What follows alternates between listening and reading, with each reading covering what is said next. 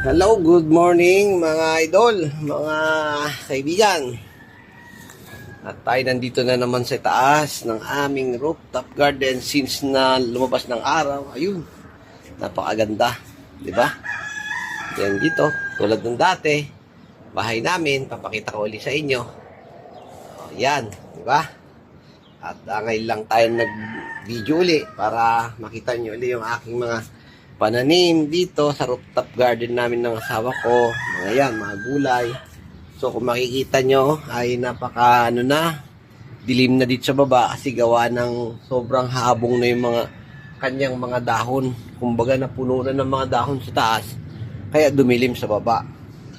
So yung mga ilang araw hindi ko na pinakita sa inyo mga pinitas namin sitaw, pinitas ng asawa ko katulad kahapon nagpitas ng asawa ko. So yun na naman ang inulam namin.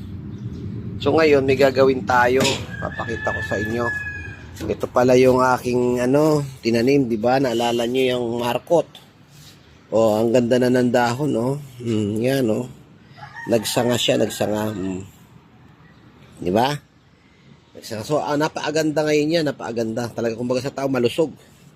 Yan. Ngayon gagawin natin since dito siya galing. To may bunga pa.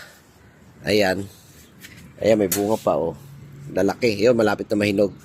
Sila pa rin yan, kaya hindi pa nahinog, kaya hindi natin pwede pitasin. Ang gagawin natin ngayon, para maipakita ko sa inyo, magmamarkot tayo ulit dito sa isang sanga na to. So ipapakita ko sa inyo, sana mabuhay. Medyo payat nga lang. Ito lang pwede kong makikita dahil maganda-ganda yung kanyang medyo parang na to, yung medyo matandang konti na magulang-gulang. Dito tayo maglalagay. Para maparami natin yung ating mga lemon. Diba? So, antayin nyo at ako kuha tayo ng kutsilyo at anin natin to at magpapaugat tayo. Mapakita ko sa inyo kung paano ginagawang pangmarkot sa mga ibang hindi alam. Ito ang gagawin natin dito. Papakita ko sa inyo wait lang. Ito, dito tayo magbabalat. Mga ganyan lang ang ating babalatan dito. Saan natin lalagyan ng lupa. So, at ipupwesto lang natin yung cellphone natin para makita nyo, ha. So, ayan. At dito tayo maggagawa ng niya, yung tawag doon, magbabalat. Babalatan natin dito. Kailangan paikot siya. Ayan.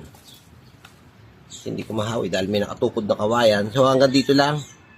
Yan, para hindi naman gaano malaki ang ating makan. Lalagyan natin yan ng lupa. Yung lupa natin may